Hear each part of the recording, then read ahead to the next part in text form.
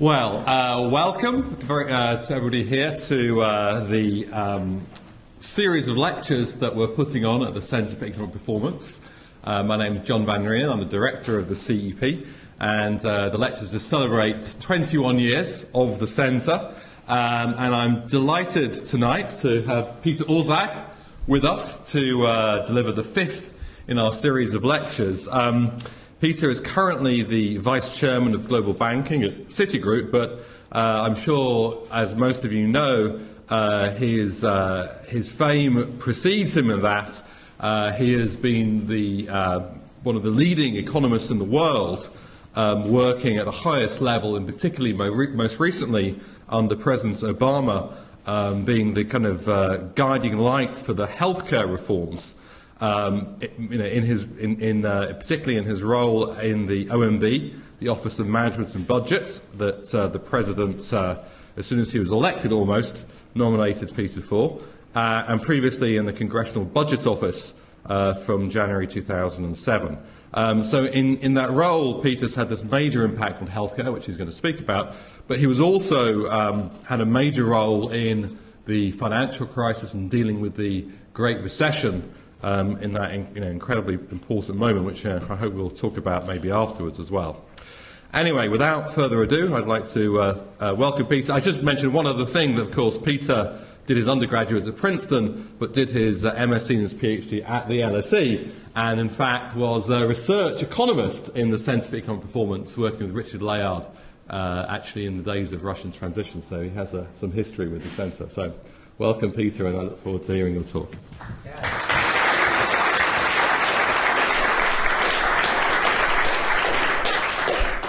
Thank you all. I'm delighted to be back at LSE. I actually really quite deeply enjoyed my time both in the MSc program and then subsequently in Russia with Richard Layard, and then in finishing up my PhD. And I think I got a great education here. So for those of you who are students here, I hope you have as good an experience as I had. What I'd like to do is talk to you about the health reform in the United States and its impact, especially on the quality and cost of health services delivered. And this is not just a fiscal question, but actually is a core problem facing the United States across a whole array of areas. As an example, I'll turn to the fiscal dimension in a second, but since I'm at an academic institution, if you look in the United States at public and private universities, 20 years ago, starting assistant professor salaries at Berkeley and Stanford, for example, were about the same, or at Rice and UT Austin were about the same. If you look at comparison schools, they were roughly at parity. Today, the starting assistant professor salaries at the public universities are about 15 to 20% lower than at the privates. A key reason is that in state budgets, Medicaid, which is the program that the state governments co-finance with the federal government in the United States, those costs have been rising rapidly. The reaction is then to try to offset that increase in part of the budget by cutting back on state appropriations for higher education. 20 years ago, state appropriations for higher education were twice as important to public university budgets as tuition. So if you cut state appropriations by 30%, you'd have to raise tuition by 60% to offset it. That's not going to happen from a political economy perspective. The result has been that spending per student at public universities, because of the pressure from Medicaid constraining state government support for higher education, has caused spending per student at public universities to decline relative to privates, despite significant increases in tuition. So middle-class families, 3/4 of whom send their kids to public universities rather than privates, are facing a double bind in a sense, because tuition's rising, but if starting assistant professor salaries are a leading indicator of future quality, there's also a quality difference that's opening up that is harmful and that is being caused ultimately by rising healthcare costs. So let me try to calibrate, as soon as I get this working. In the United States, if you go out to 2050, the problem that we face is primarily a healthcare one from a fiscal perspective. Between now and 2050, Social Security costs are expected to rise, Social Security being the pension system in the United States, from 5% of GDP to 6%. Medicare and Medicaid and other federal expenditures on healthcare are projected to rise from 5.5% to 12%. That is basically the entire growth in the federal budget in the United States. And just because I'm going to be talking more about it, and since I'm not in the United States, Medicare is, as you know, the program that finances health care for the elderly and the disabled in the United States. Medicaid is a program that finances health care mostly for the poor. Medicare is financed entirely by the federal government. Medicaid is split between the federal government and state governments. It's also the case.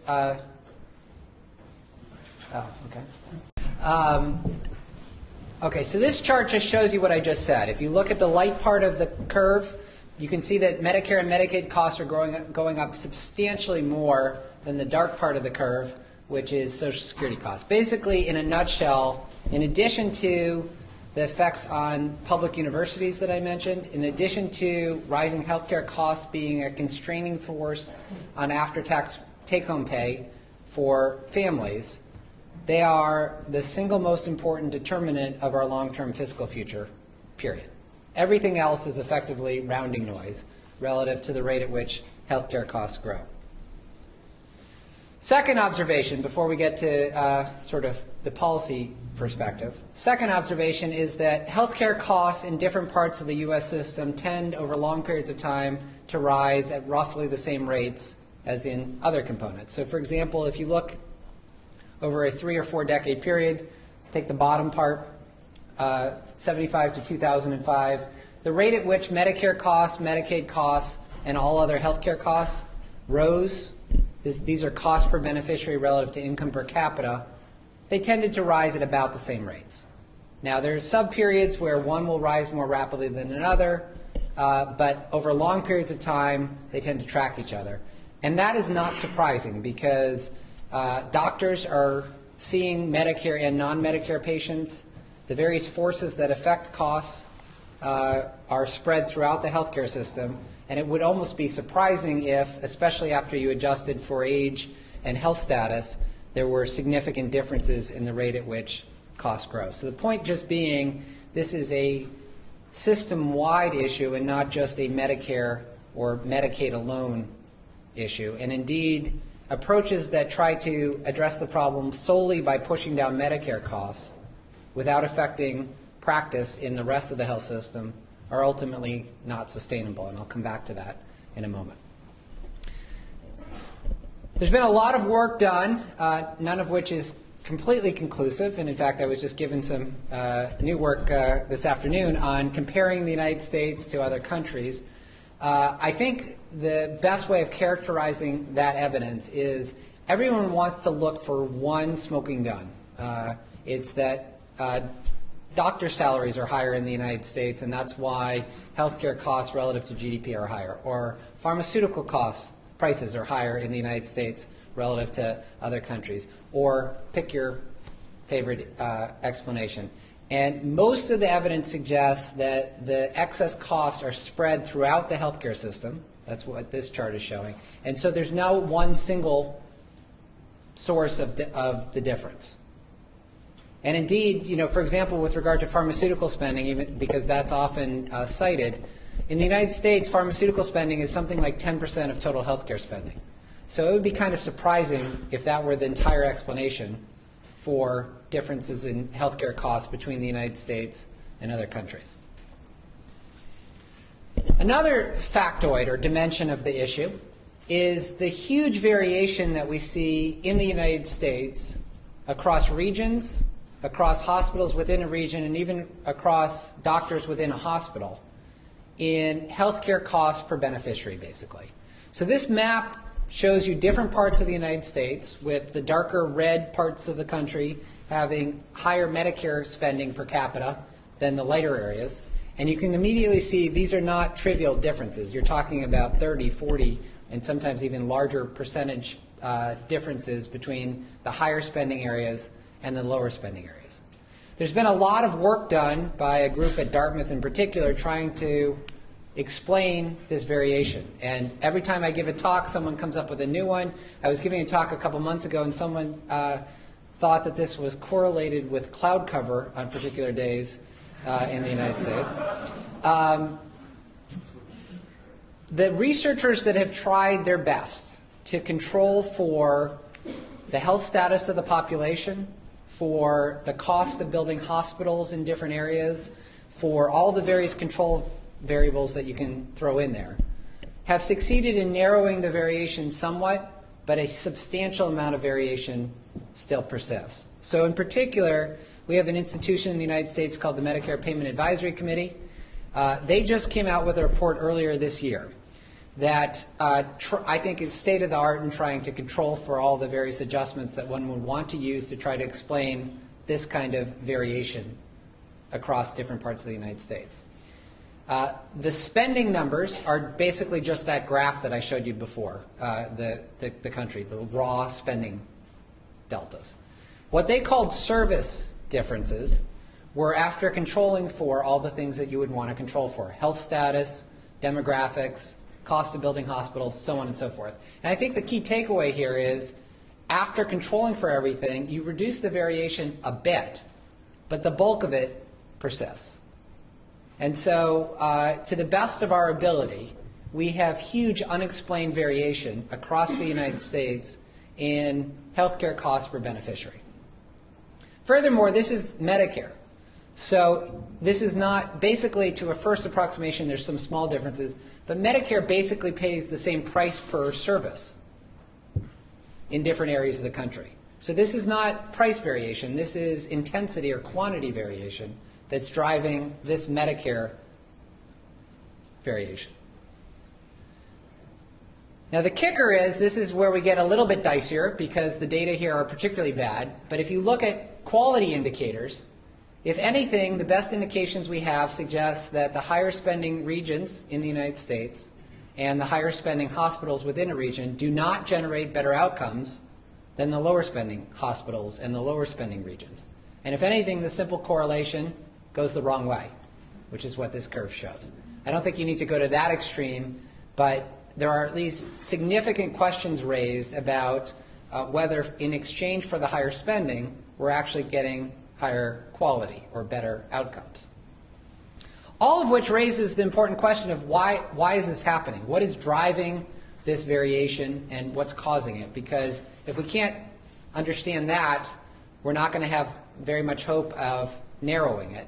And let me just immediately say, the reason that it's interesting to focus on the variation is it opens up the possibility that we can have a much better cost-quality trade-off. To the extent that the higher cost regions are not generating better outcomes than the lower spending ones, it opens up at least the possibility that we can get more for our healthcare dollars and or get the same outcomes at lower cost. And that does seem to be replicated within hospital settings also, where hospitals have succeeded in reducing cost without harming outcomes, and I'll talk more about that in a bit. But why is this happening? This curve basically this chart separates different types of health services. And if you were on that, let me try to explain this a little bit. If you were on that 1.00 line, the map would all be the same color.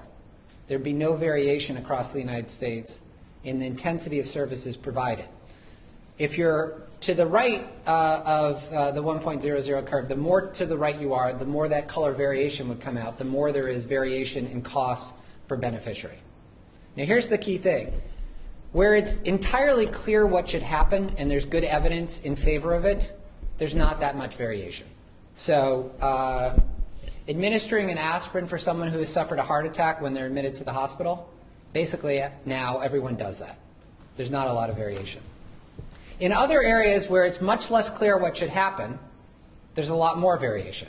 So in evaluation and management visits, you get discharged from the hospital, and what is the marginal benefit of going back to see your doctor for the third time instead of the second time in a month? Very little information on that kind of question. Imaging and diagnostic tests. And I've actually done this with doctors who then don't want to see me again.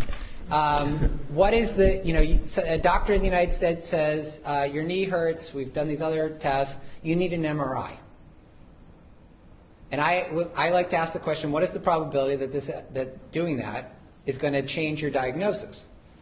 And in most cases, the doctor, if they are willing to sort of play in that space, which many of them aren't, say, frankly, we can't really answer that question quantitatively. I don't know. The study hasn't been done to tell me in what share of the cases. And I can tell you my personal experience, and it's sort of impressionistic, but there's a lot more variation in those kinds of settings. And this is what Zeke Emanuel has called, a colleague of mine, has called, it's just the way we do it here in medicine. And so he had the experience of, after coming out of medical school, working at one hospital, being transferred to another hospital, and having the threshold for the application of a particular test for patients being dramatically different in the second hospital.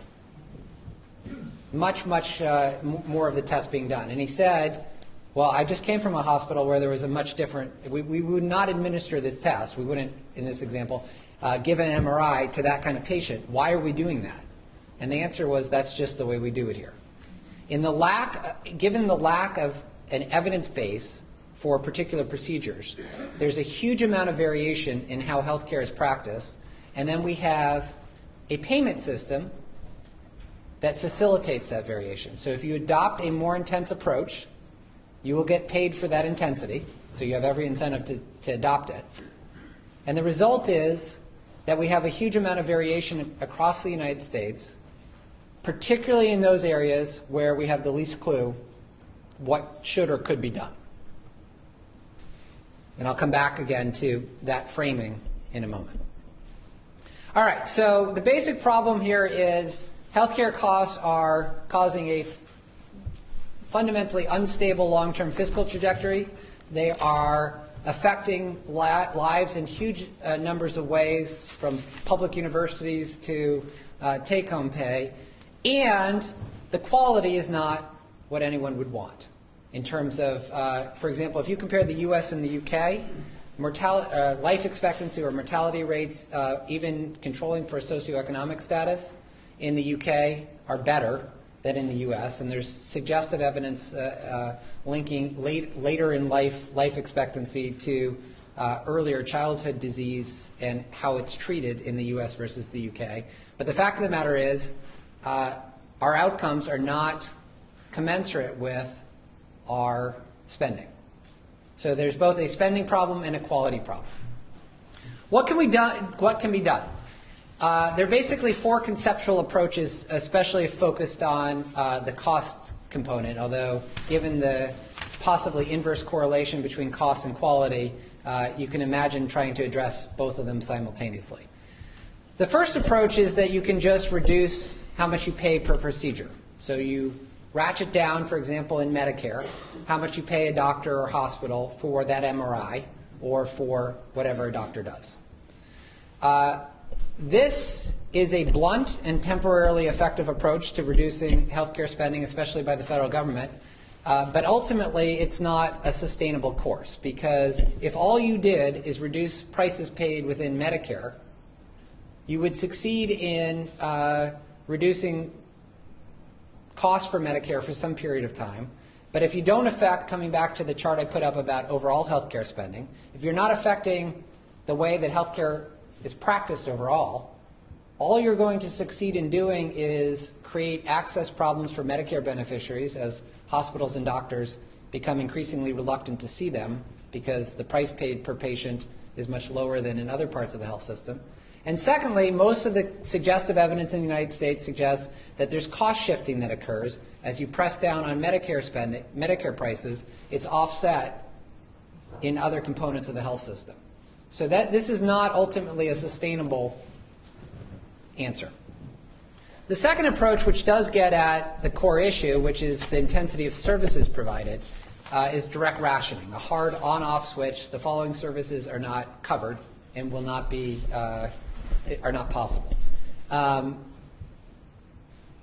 problem with that in the United States, even if it were desirable, which is highly debatable, is it's not even remotely politically viable. So I'm not even going to pay any attention to it and just move right past it. The third approach, which is very popular among Republicans in the United States, or conservatives, is what's called consumer-directed health care. And the theory of the case here is that the core problem driving this rapid increase in health care spending is the presence of third-party insurance and the lack of consumer skin in the game. And I should immediately say that more consumer cost sharing would help to reduce costs. There is a large body of literature, starting with the RAND experiment in the 1970s, suggesting that more cost sharing does help to reduce cost. But I'd also say that this is held out as the leading thing to do, or the primary step to take. And from that perspective, I think it is dramatically oversold. And the reason is that even under consumer-directed health approaches, where you're going to have more skin in the game for consumers, you are always going to provide deep third-party insurance against high costs. That is the whole purpose of insurance. So in the United States, we have something called the health savings account, where consumers can save money up, and they basically pay for their health care themselves up to some threshold. And then beyond that, they have catastrophic third-party insurance. So the first observation is, even under consumer-directed health, the high-cost cases are going to be covered by third-party insurance, which is, again, completely understandable from an insurance perspective. The second observation is, in healthcare, the high-cost cases are the whole ballgame.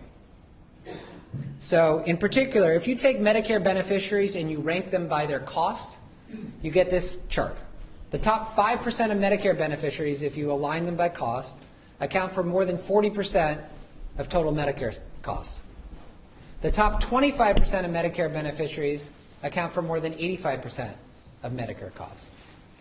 Consumer-directed approaches have their biggest effect on the other 75% of beneficiaries, but they only account for 15% of total cost. So you don't have as much traction as you might think, primarily because you're not really getting at what drives those high-cost cases. This is one reason why you may have read about the budget plan that Representative Paul Ryan of Wisconsin has put forward in the United States. It's generating a lot of debate. It is proving to be, I think, politically unpopular for Republicans, but what I want to talk about is its substance, not its politics. The substance of it is to move towards this sort of consumer-directed approach for Medicare itself.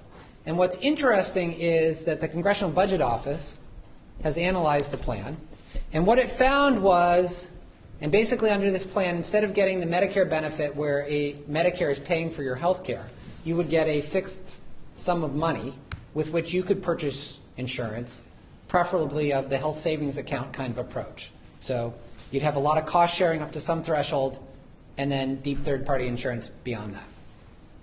Not surprisingly, because the amount that you get from the federal government is indexed to inflation and not health care costs, the plan reduces federal costs. Not surprisingly, it raises consumer costs. That's the whole point. But what's shocking is the whole purpose of that shift is to reduce the total, federal plus consumer combined. And what the Congressional Budget Office found instead was that total costs go up, not down. And let me try to break this down for you a little bit. This is for 2022. The differences become even larger by 2030. You can see under current, the blue part of the curve, of those lines, is what most of the discussion focuses on, which is that federal expenditures go down. In this case, from $8,600 to $8,000 for the typical 65-year-old beneficiary. The red part shows that beneficiary costs go up. That's not surprising because you're shifting more cost onto them on purpose. Here's what's shocking, though. Look at the combined total. The combined total is supposed to go down, so it should be lower than $14,750, which is spending per beneficiary under the current Medicare system. Instead, it goes up, and by a lot. And the reason that CBO concluded this was that you have one effect, which is what I just mentioned, the behavioral response, but that is a modest effect because of what I also mentioned, which is that you've got limited traction because you're applying it to a small share of total cost. And against that, you have higher administrative costs through private insurance plans, and less negotiating power than Medicare itself has with hospitals and doctors, and those two latter effects dominate. So this is kind of a shocking conclusion, because by 2030, CBO found that healthcare costs per beneficiary would be 40% higher under the Ryan plan than under current Medicare. So what I've been trying to say is that Republican policymakers seem torn because they think it's bad politics but good substance, and actually it's not good substance either. Well, that's the third approach, and let me immediately say also, you can redesign a consumer-directed approach so that it can be helpful as a sort of secondary measure, but again, it doesn't get at, best case scenario, it's not really even if it avoids a cost increase, it's not really getting at the driver of overall costs, which are those high-cost cases. And that leads us to the final category, which is getting at those high-cost cases. And there are sort of two components. One is trying to prevent them in the first place, and the second is what happens after you're already in the healthcare system, you're in a chronic kind of situation. These high-cost cases are disproportionately driven by diabetes and hypertension and other chronic conditions. And my thesis is that in those high-cost settings, in those high-cost conditions, once you've entered the health system with them, the healthcare that's delivered is basically what the provider recommends. So separate two things. One is trying to prevent them in the first place, and there are a whole variety of interventions that may help, although no conclusive evidence on what exactly does help from a policy perspective to reduce these high-cost cases in the first place from a prevention and wellness perspective, but we could talk more about that. Once you've got the condition and you're in the healthcare system, the healthcare that's delivered is what the doctor's recommending. I actually just had a personal experience where in an ICU, in my family we have 2 PhDs and we have access to lots of outside medical advice. We had a very complex medical situation. The fact of the matter is the healthcare that was delivered to my father was, despite all of that, the PhDs and the access to outside doctors and what have you, was what the doctor on the ground was recommending. He said do X, we did X. The next day she said do Y, we wound up doing Y. And that, if you combine those two observations, that the high-cost cases are the key, and that in those high-cost cases the care that's delivered is basically what the provider is recommending, the conclusion is you're not going to really get at healthcare costs unless you're affecting what the provider is recommending, especially for those high-cost cases. Everything else is kind of rounding noise, and unless you're doing that, you're not affecting any of the other key issues that I mentioned early on. So the question is then, how do you do that? And I think there are two reinforcing things that need to happen, and then I'm going to try to describe what is happening along both of these dimensions.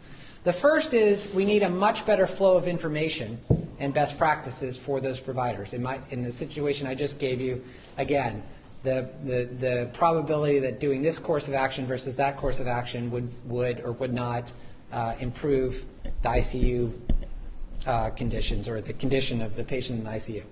That involves a lot more data, and that involves much better use of the data than we currently have in the U.S. health system.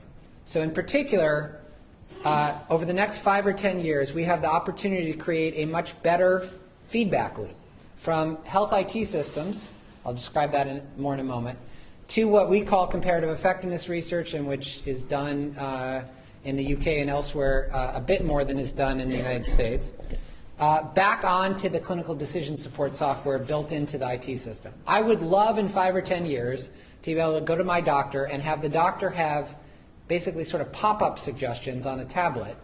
This is a, this kind of patient you should ask about or you might want to check on, and so on and so forth. The complexity of medicine has gotten to such a point that what Atul Gawande calls the cowboy method of riding off yourself and solving all problems no longer works. We need to accept, medical professionals need to accept the computer-assisted and other team effects that can help guide decision-making in a much better way. I put medical malpractice down there in the bottom because that could reinforce this feedback loop. If I went to my doctor in 5 or 10 years in the United States and a set of suggestions popped up, and the doctor also knew that following those suggestions would protect him or her from liability under malpractice laws.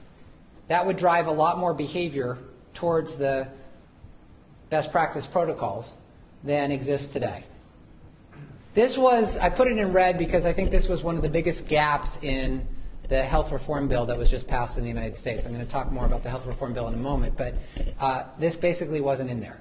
And that's unfortunate because the medical malpractice system we have in the United States, let me just pause on this for a second because it's interesting. The academic literature and practitioners on this topic vary dramatically. Every practitioner in the United States says tort reform and medical malpractice is the key to what's driving this variation and rising costs. Pretty much every study suggests it has almost no effect. There have been a couple recent studies suggesting slightly larger effects, but most of them suggest almost nothing, especially in terms of that cross-sectional variation. So if you go back to that map that I showed and you try to then correlate the cost per beneficiary to the stringency of the malpractice systems in different states in the United States or different parts of states, there's basically no correlation. This is an example, though, where I think the academic literature is just off. And the reason I think it's off is, let's take that correlation, the cross-sectional evidence. The whole problem in the United States malpractice system is the basis upon which it is predicated is a customary practice norm. So you have to be following customary practice in order to be exempt from liability.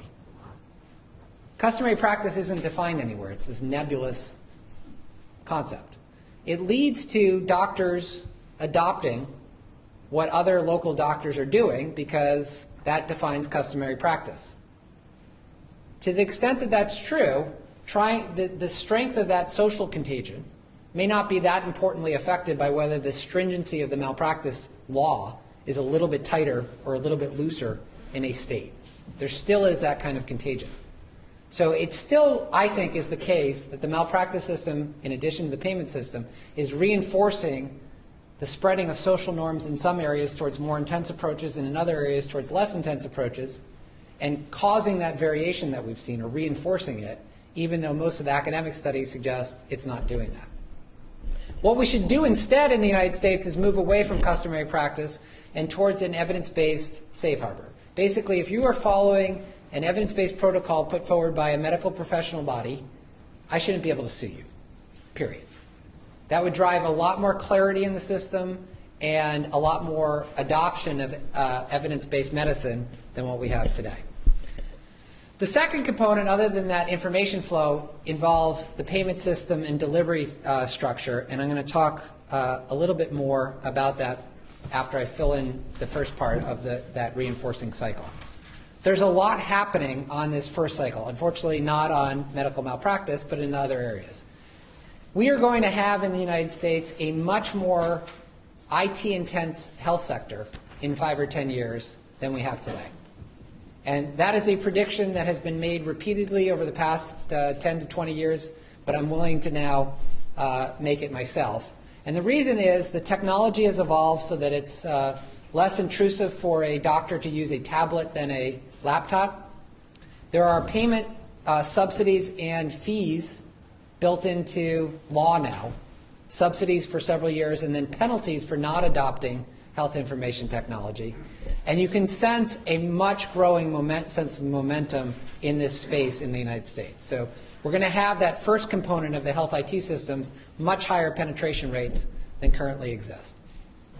Second component is comparative effectiveness research, researching what works and what doesn't, the probability that that MRI will affect outcomes or will affect the diagnosis. And there is money flowing into that area also, although this has become highly politicized in the United States, and if anyone's interested in that, I'd be happy to answer questions about it. We basically, though, have the building blocks for a lot of that feedback loop from information to better research back to best practice protocols built into clinical decision support software over the next 5 to 10 years. So what about the other component, the payment system and the financial incentives facing doctors? And here the problem is we have lots of interesting ideas about how to pay for quality and move towards a more outcome-focused system. rather than paying for intensity. Right now we have a fee-for-service system where we pay for every test that's done, and almost everyone agrees that we need to move towards a system where we're paying for better outcomes rather than just more health care. The problem is no one knows exactly how to do that. And so there are a lot of ideas floating around. Accountable care organizations are an attempt to bind hospitals and doctors together so that they are jointly responsible for the care of an individual. Pay for performance is an idea where you would reward hospitals and doctors for better performance in terms of a variety of output measures. Bundled payments would involve, rather than paying for each individual test for someone with diabetes, for example, you would pay to treat a diabetes patient and then adjust the payment up or down depending on how you do on a variety of outcomes measures. Hospital readmissions. One of the saddest experiences I have had over the past year or so was visiting a leading hospital chain in the United States. We have a problem in that 20% of Medicare beneficiaries who are discharged from the hospital are readmitted to the hospital within 30 days of being discharged. No one would want that to happen if it's at all avoidable, because this is not an enjoyable experience. Hospital systems have succeeded in reducing readmission rates through nurse interventions and various follow-up measures, and then concluded that they couldn't afford to continue those practices because the reduction in readmissions meant that they were not earning the fees on the readmissions, and they simply, from a financial perspective, could not afford to continue those practices. That makes absolutely no sense. And if you want a little paradigm of what's wrong, microcosm of what's wrong in the U.S. health system, there you go. So we now have something that tilts a little bit against that tendency, penalties for very high readmission rates, and there will also be penalties for hospital-acquired infections, all of which are kind of very much starting points. They are not the end points, and I'm going to come back at the very end to what that means from a policy perspective. Perhaps the most important things that the legislation does in terms of changing payment systems is create a variety of entities that can act automatically. They can act without the need for additional legislation. And I'm going to end up in a minute talking about why that is so important in the U.S. context. But we have two important institutions that are created under the new law that allow action without legislation. The first is the Center for Medicare and Medicaid Innovation, through which a lot of these things that I just mentioned, bundled payments and accountable care organizations and what have you, will be piloted. And then the Secretary of Health and Human Services can move to national scale with them if they appear to be promising without the need for new legislation. And the latter part is particularly important. Perhaps even more importantly, there's a new entity called the Independent Payment Advisory Board, which frankly has a tremendous amount of power on paper because it is given the task of reducing cost growth and improving quality through a variety of measures. I'll give you an example in a moment. And the important point is it puts forward the proposals to do that. If the Congress ignores them, they take effect. If one House of Congress votes them down and the other one doesn't, they take effect. Both Houses of Congress vote the proposals down. The President vetoes that legislation. They take effect. This has a huge amount of default power, and I'm going to come back again at the end and talk about why that is so important. So what do all these measures do? So you have all these things in the health bill. What do they all do? Now what's interesting is if you listen to the popular description, basically the way the bill is described is it was all about coverage and it did almost nothing on cost. So it was great in terms of addressing uninsurance and expanding coverage, but it did almost nothing to affect the long-term cost trajectory.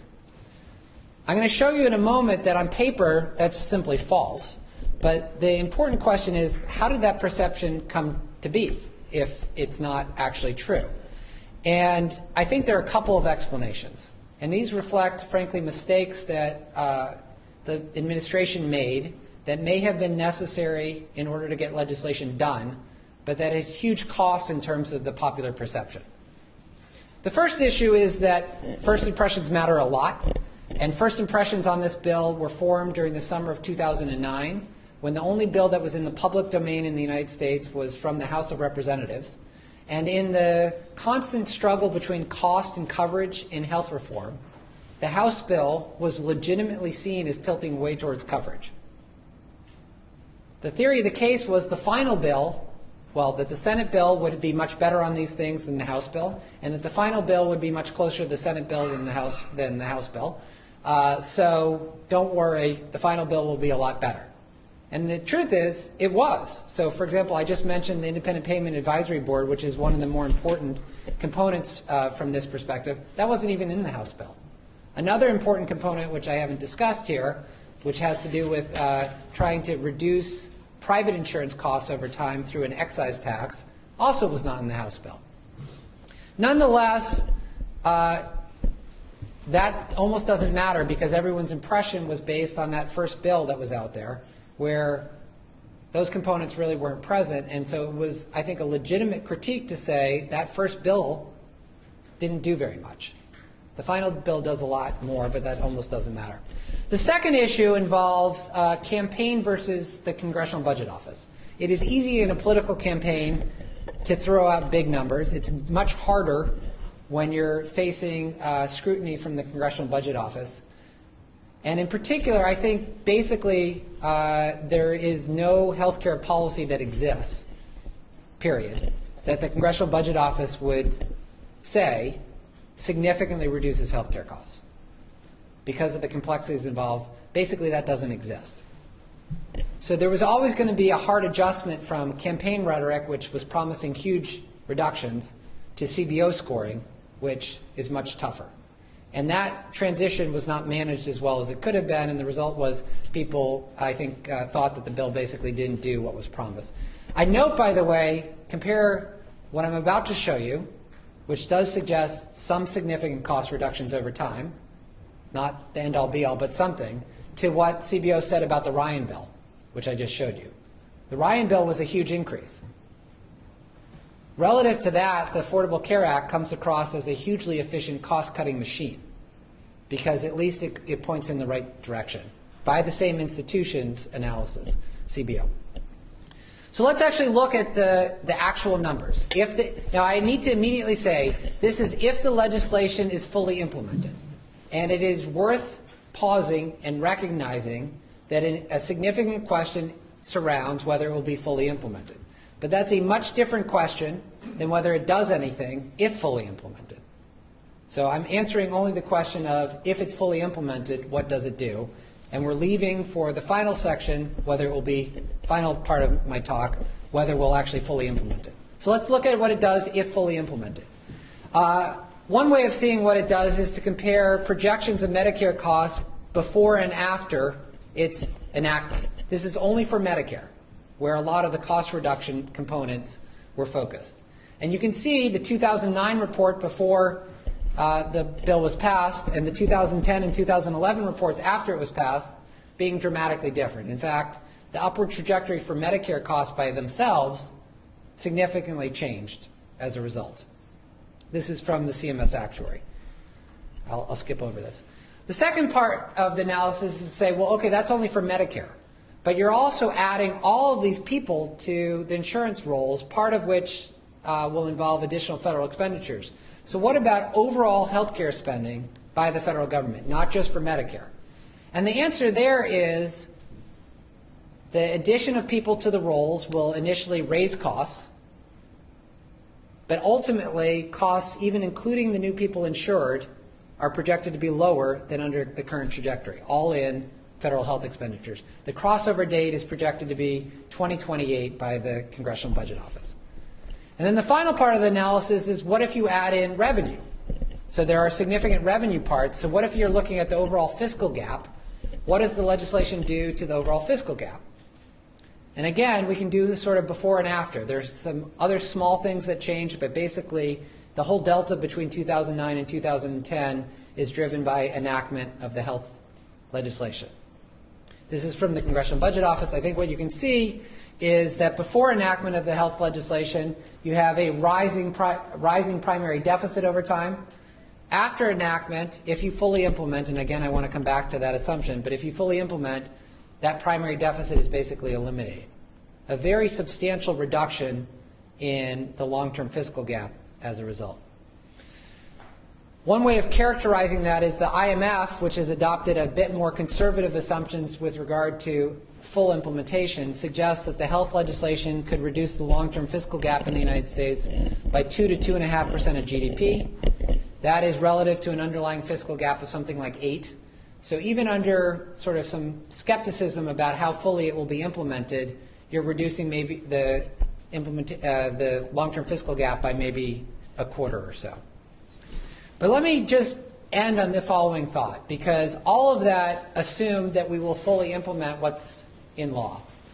And what that raises is the very important question of what's happening to the political system in the United States. Because we are effectively becoming two nations politically with a highly polarized political system. And rather than going through this, let me start with this chart. This is basically votes in the House of Representatives. The red curve is for Republicans. The blue curve is for Democrats. I think the key thing is if you look at the 1960s, you can see there's an intersection of those two graphs, or those two curves. Some Republicans would vote with Democrats. The most conservative Democrats would vote with Republicans. There was at least some overlap. By the 1980s, that overlap has been reduced dramatically. And then today, it's basically gone. So the question becomes, why is this happening and what can we do about it? Perhaps the most common explanation in the United States is congressional redistricting. The reason this is happening is we have gerrymandered our congressional districts. We've drawn them in a particular way that leads to safety in congressional re-election prospects and more polarization. Now, I should immediately say if that were the primary cause, it would at least be an addressable problem because you could change the laws and the rules involving districting. Unfortunately, this does not seem to be the primary driver of the polarization that I'm showing you here. Because, for example, if you look at the House and Senate, in the House that redistricting is a very salient thing. In the Senate, it's really not because we have not redrawn state lines and senators are elected on a statewide basis. And you can see that the increase in polarization is almost as large in the Senate as it is in the House.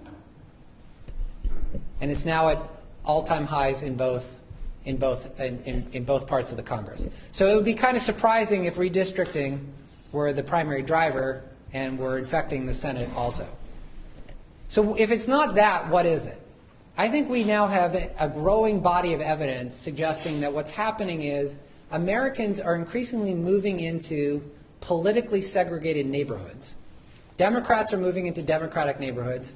Republicans are moving into Republican neighborhoods. The blogosphere and the TV news cycles reinforce that. And every piece of social psychology literature that I've seen suggests that when you put like-minded people together, they go like this. Even people who claim that they are or believe themselves to be quite sophisticated. So if you look at, for example, judges, and you look at the voting pattern of Republican-appointed judges versus Democratic-appointed judges, when you put Republican-appointed judges together, they get more extreme. When you put Democratic-appointed judges together, they get more extreme. When you mix them, their voting patterns become more moderate, as just one example. Now, what's the evidence for this residential sorting? Let me show you two graphs on counties. County lines in the United States have not been redistricted. There are about 3,000 counties in the U.S., and what I'm going to show you is how counties have voted in presidential elections. Here is 1976, the United States broken down by county. The dark parts of the country swung hard one way, were landslides either for the Republican candidate in 76 or the Democrat, as a metric of a polarized county. The lighter counties in the country were politically mixed. That's 1976. That's 2008. Basically, the light areas of the country are dramatically disappearing. If you look at a more extreme measure than this one, in about 25% of the American population now, more of the population lives in a polarized county relative to the 1970s. My conclusion from this is the thought that we are going to overcome this easily, that all we need is Republicans and Democrats to work together and become friends, is unrealistic. that we are in for a period of deeply polarized politics for an extended period of time, and that rather than just banging our head against the wall against that fact, given that we're not going to force people to start moving into different neighborhoods and we're not going to turn back the tide on technological change in the blogosphere and the media, rather than banging our head against that fact, we're going to have to learn how to live with it. And learning how to live with it means that we are going to have a lot of legislative gridlock, given the system we have in the U.S., even more than normal. And so we need to pay a lot of attention to designing institutions that will produce better outcomes in the face of legislative inertia, because we're not going to have a lot of legislation. The Independent Payment Advisory Board that I mentioned is one example where gridlock does not impede progress because the proposals from the IPAB take effect by default. We may have another example as part of the debate over the debt limit in the United States, which is occurring now, because there may well be a backstop fiscal trigger created where if the Congress does not act in the future, automatic spending reductions and automatic revenue increases take hold. If well designed, that's another example of using legislative gridlock to our advantage rather than to our disadvantage. And let me just close by saying many of the long-term problems that we face in the United States and elsewhere, from rising healthcare costs to our fiscal trajectory to climate change, are bumping up against this core problem. So the more time and attention that we can spend both analyzing its cause, but then more importantly, after we have some degree of confidence in the analysis, analyzing how we can continue to function in its face, the better. And that leads me again to close on, I think, perhaps the most important things that were done in the health bill along the cost and quality component were the measures that were very hard to include, the Innovation Center and the Independent Payment Advisory Board in particular, that recognize this and try to still allow us to evolve towards a better functioning health system in the future, despite it. Thank you very much, and I'd be delighted to take some questions.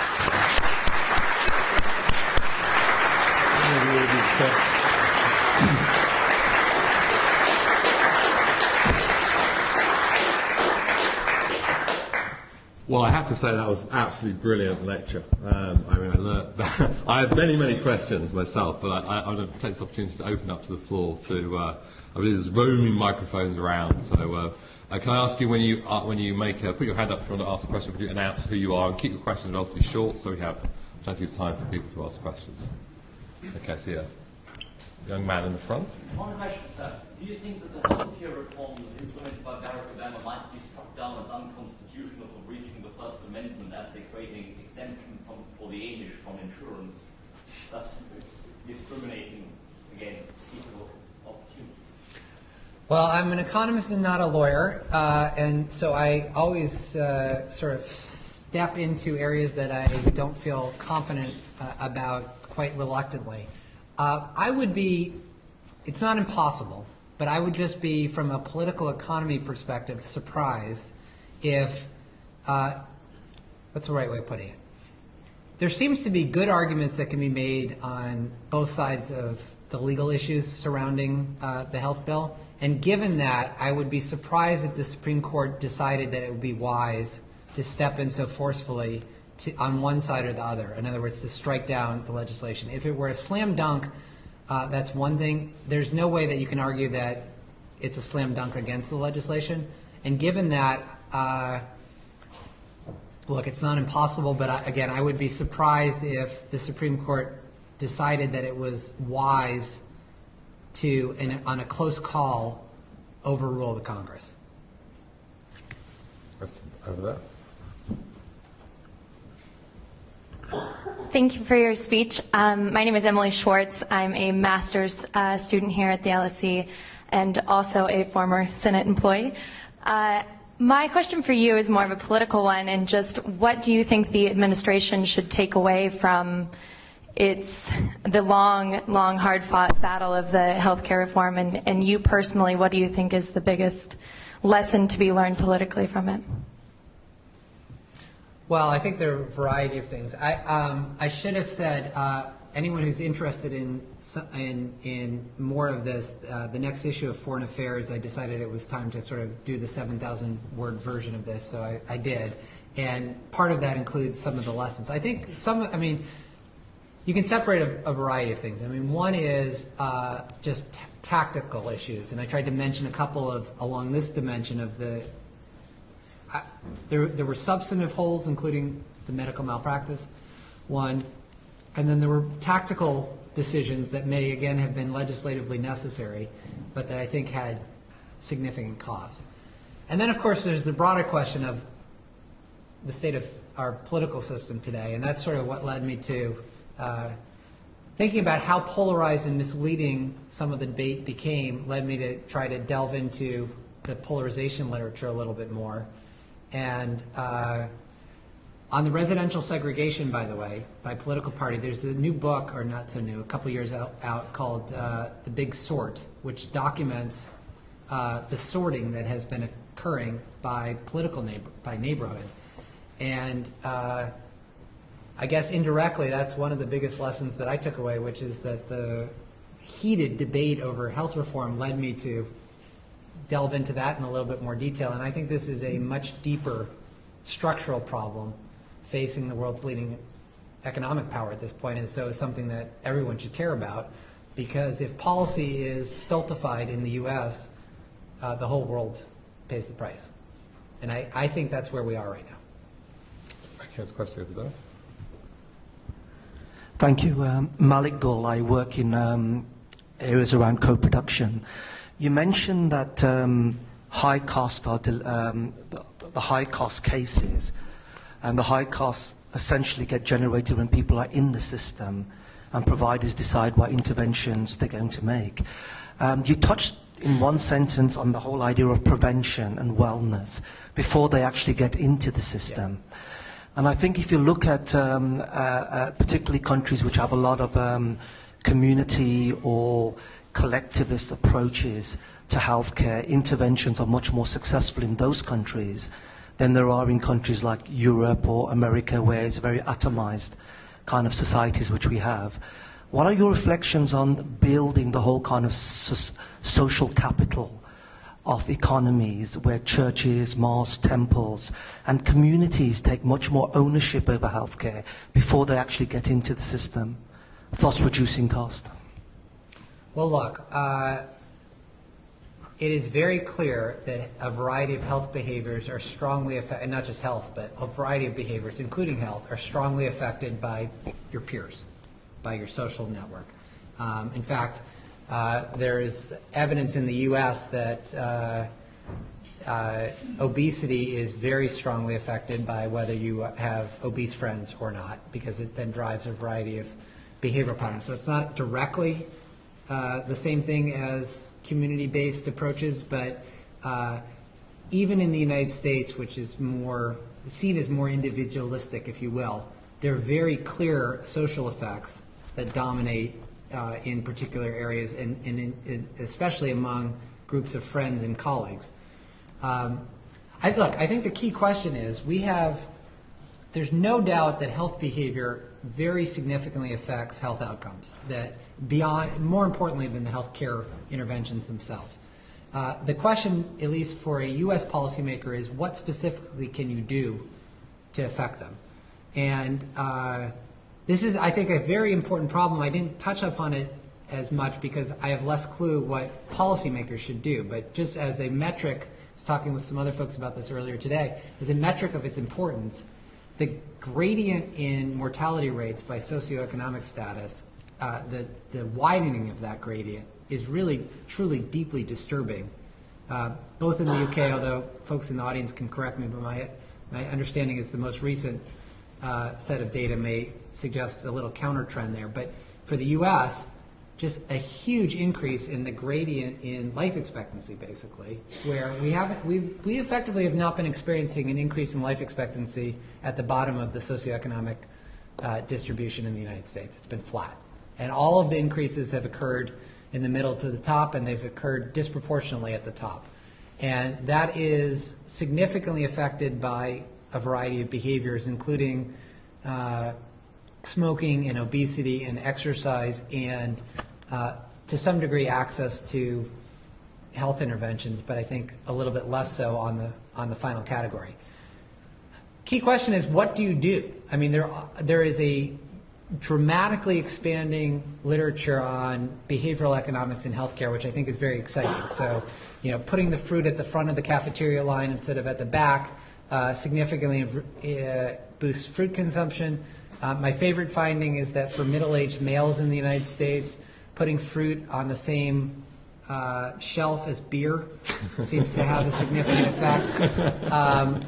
But there are all these examples where how much we exercise and what we eat is very significantly affected not by how hungry we are, but by how things are framed and presented. I mean, the best example, I don't know if you all have seen this, but the best example is the experiment where they put people in a lecture hall like this. They put a movie up. They served stale popcorn, so no one in their right mind would want to eat this popcorn. And they randomly allocated large versus small buckets of stale popcorn. And the people who were given large buckets of stale popcorn ate a lot more stale popcorn than the people who were given small buckets of stale popcorn. Again, suggesting this is just mindless eating. You're presented with more stale popcorn, you eat more. Actually, my favorite part of that experiment was, of course, it was an experiment, so everything was free. So one guy walked out afterwards and went up to the attendant and said, this popcorn was stale, I'd like my money back. But so there are all these interesting examples of removing small impediments to better health behavior. But the question becomes what policymakers can do, as opposed to, I mean, the cafeteria example, that's a corporate or university or someone else making the decision. It's not a policymaker making the decision. So bottom line is, in those more individualistic approaches or countries, there is a lot that can be done. There's a growing body of literature on the on what's effective and what's not, but it's not entirely clear to me that it's primarily a policy question that's appropriate for federal policymakers as opposed to other levels of decision makers, and that's what makes things difficult. But there's no question it's crucially important. I just have less clarity on what should happen. Okay, so question here at the front and then one right at the back. Paul. Paul Wallace. I work for The Economist. It seems to me there's an unanswered question which you yourself raised in your talk, which is if you bear down on Medicare and Medicaid through the steps which you outlined, you're still not dealing with the system-wide cost rises. And so, as you yourself pointed out, you know, you'll press down on them, but the cost pressures will reassert themselves and feed back into the state finance system.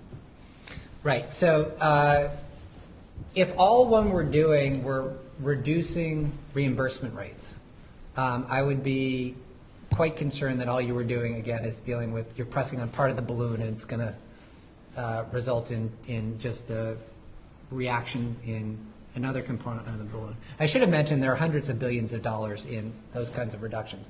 That's not, the reason I didn't really harp on those or focus on them is they are subject to that criticism. They are in that first component of simple price reductions.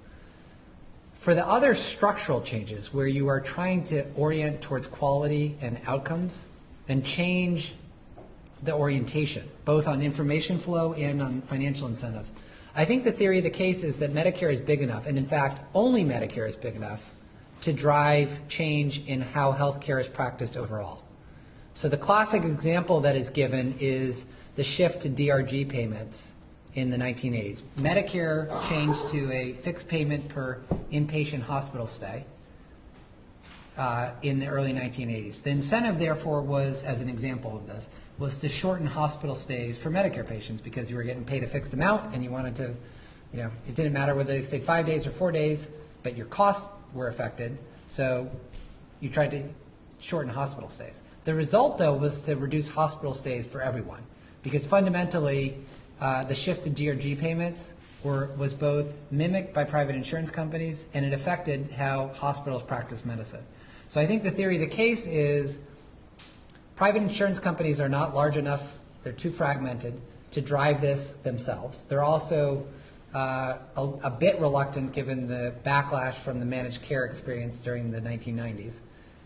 Medicare, in any case, is such a large player in the health system that if without it being an active leader, you're not going to get very far in this transformation. And in a sense, given those two observations, it has to be Medicare leading the way.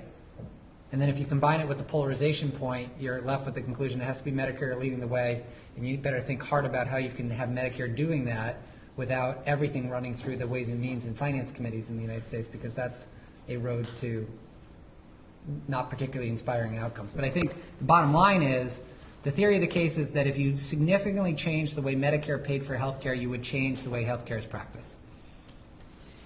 Okay. You mentioned that it's difficult to find something to do from a policy perspective to change how people behave. How about taxing food that's bad for you, providing more incentive for effectively trying to do what you did with cigarette consumption? Is that more difficult because it's more difficult to identify what are the bad things for you? That's the key problem, which is, look, cigarette taxes have been very effective in reducing smoking, especially among teenage smokers. There was some discussion of a so-called Twinkie tax, so a tax on caloric content. I think the problem, and in fact, someone again in the audience can correct me, but the version that applies in the UK to certain kinds of foods, there was, as an example, a debate about whether Pringles qualified as crackers or pretzels. Am I getting that right? What? Okay, thank you. Yes. So the point is that's just one illustration of the difficulty, unless you're going to do literally a calorie tax, so across the board. Once you start doing subcomponents of food, the administrative part of this becomes very challenging.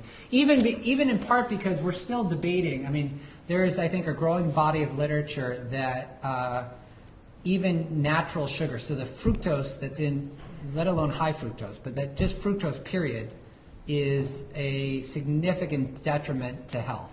And so are you going to start taxing just on caloric content, or are you going to add a fructose tax that tries to take into account the fact that for any caloric level, the higher the fructose share, the more damaging it may be.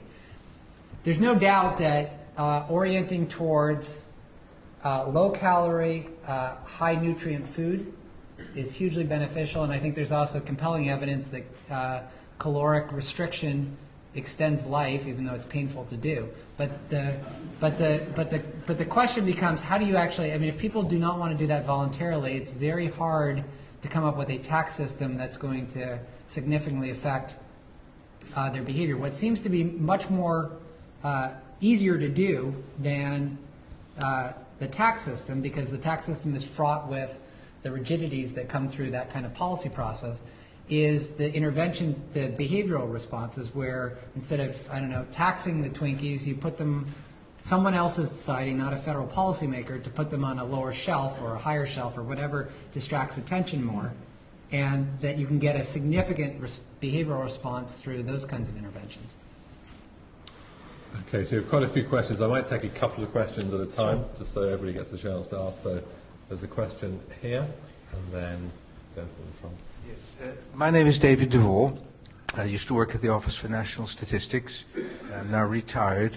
And you talked about an impression that we had, and I confess I certainly had, at the time that the bill was debated, that it was going to do the good job of extending coverage, which many people, including myself, supported, but would do very little for cost. Now, you produced a graph, a copy of which, or something very similar I've got here, and this one graph was produced by the Medicare actuary, and I'm sure you've seen it, because he said that the, although you said you were going to return to the question about whether these costs savings were actually going to be met, as you well know, since you were responsible in one of your former jobs, the Congressional Budget Office and the Medicare trustees have to produce results which are based upon the assumptions as they're given. and they do not comment about whether these assumptions are realistic or not. Well, as you well know, the chief actuary. Question, because we have okay. limited time. The chief actuary said that these were very unlikely to take place, and in fact, the results turned up to be the results of the higher graph, which you showed. So that rather than having a low cost savings, which reverts to a higher graph. So could you just comment on that? Sure. Let me do that just quickly, because this is a very important question. First, actually, when the chief actuary produced an alternative projection, I want to come back to the rationale behind that, it was not the higher curve. And instead, if you look at his suggested alternative, still a significant reduction. You basically have something like 60% of the reduction still taking effect. So there's still a meaningful effect. You're absolutely right that he raised significant questions about whether we would have the political will to fully implement the reductions that are embodied in the legislation. It's interesting. I'm going to pause on one example that's often raised as not going to happen. So there is an excise tax on high-cost private insurance plans that is scheduled to take effect in 2018. In the final legislation, that 2018 date, initially it was 2014 or 2015, and then it was delayed to 2018. So part of the skepticism is, oh, come on. We're going to roll forward to 2017, and that's going to get repealed. Just as an example of, we'll never do this. And what's interesting, actually, is if you look at the history of delayed implementation, so something that's enacted now to take effect out in X years, it's much better than you'd think. And so you've got that history. You've also got the point that if you tried to repeal something in 2017, assuming that we still have a deep underlying fiscal problem and pay-as-you-go rules that apply, you'd have to offset the revenue somehow, so it's not the easiest thing to do, or waive those rules. And perhaps most importantly, I'm out talking to CEOs all the time. Let's say you even put a 50-50 probability on that particular provision being repealed. As a responsible CEO, you're still worried that it may bind. And so what most of them are doing now is they're starting to redesign their plans now to avoid being hit by the tax should it take effect. And of course, to the extent that more and more CEOs do that, the political desire to repeal the tax is eliminated. And then people say, well, but that means it doesn't raise any revenue. And here the irony about, just to pause on this example as one microcosm, the irony is actually most of the revenue from that high-cost insurance plan was assumed to come from companies redesigning their health plans to make sure that they were not hit by the tax, and therefore having more taxable wages and less tax-preferred health benefits. And so to the extent that firms redesign their plans ahead of time, you actually collect the revenue earlier than expected. So bottom line, you're absolutely right that that the chief actuary posed questions about whether the legislation would be fully implemented. I guess my responses are twofold. One is even under his suggested alternative, there still are significant effects. And then secondly, I think this really comes down to that's a different question than the way it's often been presented, which is, will we have the political will to do this? I think that's an important question, and we should be confronting it head on. But it is worth separating that from, even if we did that, it wouldn't do anything, which is, I think, the impression that's often out there in the ether. And of course, there's a little bit of tension between that impression that it wouldn't do anything and we're going to waive the rules anyway. Because what's the point of waiving them if they don't actually do anything? Right. Thanks very much for your speech again. Jumping off from the U.S., I understand you are U.S. focused, but especially to lesser developed parts of the country, of the world, like Central and Eastern Europe, Asia, and so on. Do you think that there is a single solution, at least like a framework of where to start in both reducing cost and also securing that the quality of healthcare is going to increase? I don't know, like more insurance to people, increasing salaries, or even decreasing salaries, or I don't know, reducing test budgets and so on. You know, it's interesting. No is the answer. But I put up one slide on the cross-country comparisons. I'm sort of skeptical of a lot of the cross-country work just because I think so many things vary across countries. It's why I'm more focused on the variation within the United States, where at least you've got a single payment system, you've got a single structure. You still have huge amounts of variation, and to really drill down on that, as opposed to a lot of the attempts to control for everything that differs between countries. So I don't feel like there is a perfect answer for every country. It will depend a lot on the question earlier about the sort of more communal versus individualistic approaches, the tax structure. I mean, there are just so many different things that vary across countries that, and the United States has a big enough problem itself to really just try to focus in on that. Okay, so we're not making progress here. No, we're not. We'll have to aggregate a little bit here. So let's take this question and the one behind. Hi, my name's Andrew Shelton. I'm a healthcare consultant in the US and in the UK, and working in both systems, I know that getting providers to change their behavior is quite difficult. And I'm just wondering if you could just speak on if there are a few novel approaches in the bill to change incentives, because you mentioned changing provider incentives, but I didn't hear much about it. Okay, the one behind. Emmanuel Uigo, LSE Ideas. I was wondering if you could talk a bit on migration matters, because as I understand it, the United States has a fairly large shortage of doctors and nurses, but at the same time, it also has a fairly restrictive policy on hiring overseas doctors and nurses. Are there some policy suggestions that you could give to hopefully reduce costs in this particular respect? Okay, so first on the provider incentives.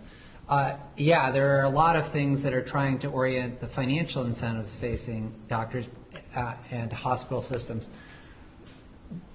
But one of the things that I think is fascinating, we were talking about this afternoon, is even in an individual hospital, simply exposing doctors to intensity rates, to the variation in intensity rates, has a significant effect on behavior in a way that has not been done sufficiently because the IT systems have not been in place in many of these hospitals. But in major hospital settings, exposing doctors to you're way off the norm here, just from a embarrassment / professional norm perspective, does in a number of settings have a significant effect.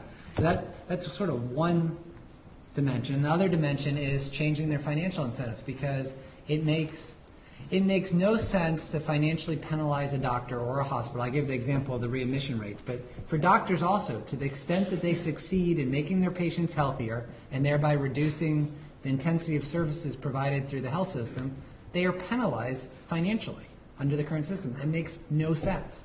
So I think it's clear where we need to go. Exactly how to get there is not clear.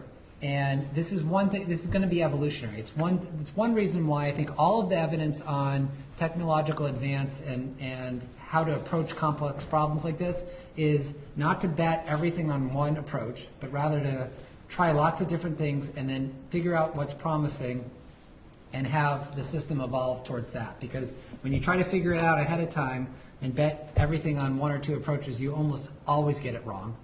And so it's better to throw everything against the wall, see what's promising, and see what's working, and then let that develop. And I think that's basically the theory of the case behind the legislation. Now on doctors, I wouldn't say that we have too few doctors in the United States. I think we have too few primary care physicians, but I don't think we have too few doctors overall. And the second issue is that it's not clear, even if we did, that generating more would reduce healthcare costs, because a lot of the evidence suggests that part of the reason for this variation is that demand is stoked to meet available supply. So when you have more doctors and when you have more hospital beds in an area, you get longer hospital stays, lower thresholds for being admitted to the hospital, and so on and so forth.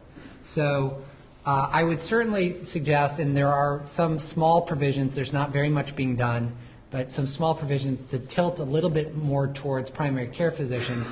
But I'm not sure that problem, or the core problem that we face, is lack of medical professionals per capita in the U.S. Okay, one question here, and then take the lady in the middle as well. Hi, my name is William Wong. Peter, just after listening to you, I seem to think the current NHS reforms in England are a lot less complex than the picture you presented. Well, England's a smaller country. But more seriously, I want to draw on your personal example, where you say you had a family matter, and despite your PhDs, so on and so forth. It seems to me that there lacks a comprehensive system of patient governance, where not only patients, but citizens like us are empowered to make informed choices. It's all very well to have a lot of choice, but making informed choices is another matter. I don't get the impression from what you described, if you could say a little bit on that. But more importantly, whether you think informed choices could lead to greater competition within the regulatory framework, and thereby actually reducing long-term healthcare costs. As an economist, what's your perspective on that? So, okay, sorry. You go ahead. No, we'll take the last one and then we'll... Hi, my name is Kirsten. I'm a pre-med student from the States. My question is, I know you talked about tort reform and said that it's not really making that much of a bearing, you said, with tests or surveys that have been taken. But my question is, you mentioned that like excessive testing is a big problem for Medicare, like the cost of testing and like running all the tests. But I've worked with a lot of doctors over the past 2 years, and the reason they run a lot of those tests usually is because they don't want to get sued, so they run every single test possible so that they've expended every option. So maybe like indirectly it might be causing more. Has that been taken into consideration, or is the survey looking at pure how many people have been sued and what it's cost? So on the second question, on your question first, actually, so I am more in the camp of the folks that you were working with, that this is a larger an important determinant of behavior of those tests than the literature suggests. Because I think the literature misses a key point, which is even in the most restrictive tort areas of the country, you still have the customary practice norm, and that's the fundamental cause of why doctors are doing what the doctor down the hallway is doing, even if it's not particularly necessary or well informed. On the question of informed choice, I would two things. First, I skipped over the debate in the United States over comparative effectiveness research, but the fact of the matter is, as a consumer, you need that research. So what's interesting is that has become a highly politicized effort. In some sense, it shouldn't be, because regardless of your broader vision for the healthcare system, if you favor consumer-directed health, you should be in favor of comparative effectiveness research so that consumers have the information to know whether, I don't know, that MRI is or is not a good idea to pay for. And yet that is not what's happening. This has been very politicized. The second thing I'd say is there are examples. So for example, Gunderson Lutheran Hospital in La Crosse, Wisconsin, that insists on advanced directives. That is a voluntary document where you tell the hospital and doctor whether at the end of life you want all out or you want to kind of die peacefully and with a less intense approach. And basically, if you're admitted to that hospital, you have to fill out this kind of form. It goes into the electronic medical record. And they have been claiming very substantial cost reductions from that kind of approach. The irony is, and I think there are a variety of other studies suggesting that advanced directives do help to reduce healthcare spending. The irony is that is a form of consumer-directed healthcare. You are identifying the healthcare you want in the future, but it's not something that the consumer-directed advocates actually embrace. It may be more effective than the conventional form of consumer-directed healthcare. But so yes, there is promising research that advanced directives, as an example of informed choice, do matter. And then I think on specific, that's sort of a broad finding. And then on specific procedures, frankly, for better informed choice, you need a lot more information on what works and what doesn't that is currently lacking. So even if you're in favor of that vision, we need to support the public good of comparative effectiveness research, and yet that's not really where the political debate is today. Well, on that point, I mean, we're great fans of evidence-based policy in all areas, so I have to concur with the last few, and I'd like to thank you, Peter, for a really excellent talk and interact with the audience. I'm very sorry everyone has to be able to ask all their questions, but email Peter or have a quick word with him afterwards. I can't guarantee he'll respond. You're going to get his email address. No, I'm kidding. Anyway, thanks again, Peter, for a great talk.